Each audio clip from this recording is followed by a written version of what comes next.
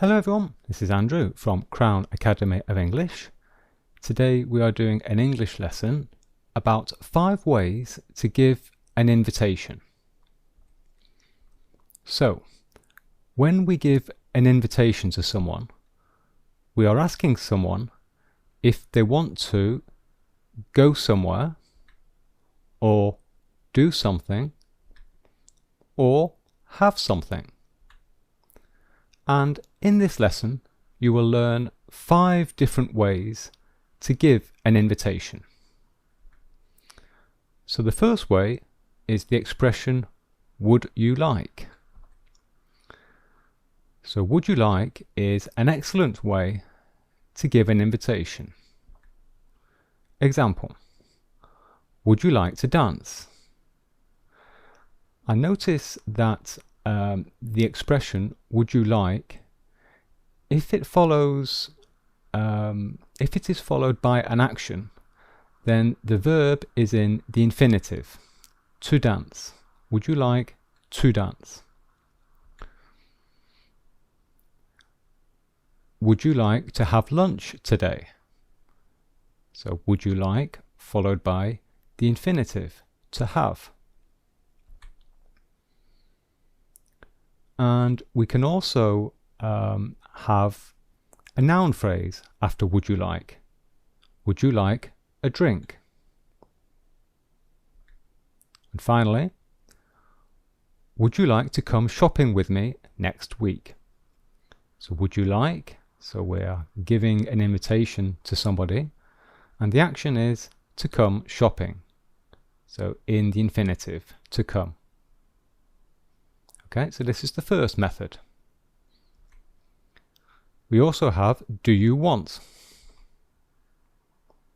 And this is another way to give an invitation, and it is slightly more informal than would you like. So this is more informal. Example, do you want another cup of coffee? So here we have do you want, and here we have a noun phrase. So we are offering another cup of coffee. It's an invitation to have another cup of coffee. Do you want to come to the party on Saturday? So here we have the infinitive. The invitation is an action. Do you want followed by a verb in the infinitive. Do you want to come to the party on Saturday? Do you want to go for a drink? Okay, you often hear this on a Friday evening after work. Do you want to go for a drink? The imperative form. So what is the imperative? Well, the imperative form of a verb is simply the base form. And we usually use the imperative form to give an order or warning to someone. So a normal example of the imperative is clean the bathroom. So this is an order. We are telling someone to clean the bathroom. It's an instruction. It's an order. Okay? So this is the normal use of the imperative. And we can also use the imperative to give an invitation. But be careful. The imperative is very direct, and some people will find it too forceful. Because remember, we usually use the imperative to give an order. Okay? So it is very direct language, and some people don't like that. Okay? Even if it is an invitation, even if it is a nice invitation, the style of speaking is a little bit direct. Example. Come to the restaurant with us tonight. Okay, so we're inviting someone to the restaurant, but we're using the imperative. So this is the base form of the verb come. Sit down, have a cake, So you can see, I hope you can see that this is quite direct and quite forceful. So some people don't like it. Finally, come to the museum. Bring your friend. So come to the museum, the base form, and bring, this is the base form of bring. Bring your friend. Okay? So this is the imperative. So it's very common, but just be careful. Why don't you is a very good way to give an invitation to someone. Example. Why don't you come to London with us next week?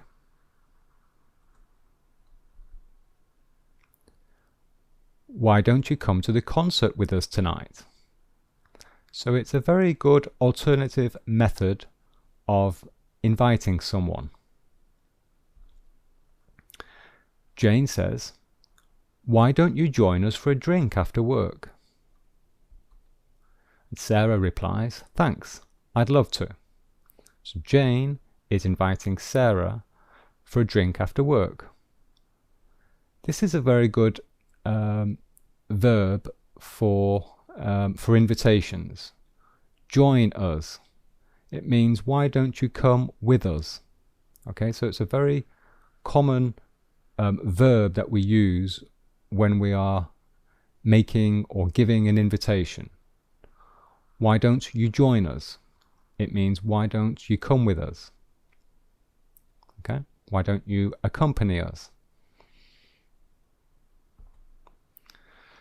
And we have two expressions, you must and you'll have to. And we often use you must or you'll have to give a vague invitation, a general invitation. So a vague invitation is not a firm invitation. It does not have a specific date or time. It is not a real plan.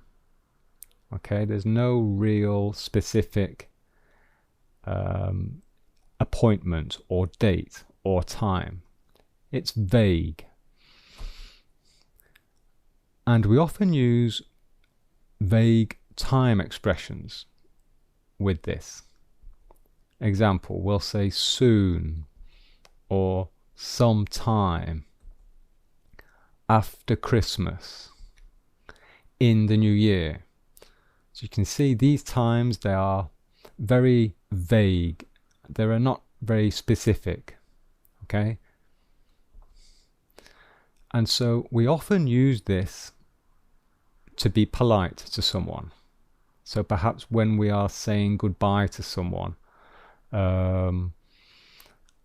and we will use this to make a vague promise or a vague invitation to someone, but there's nothing definite about it. Example, you must join us for a drink sometime.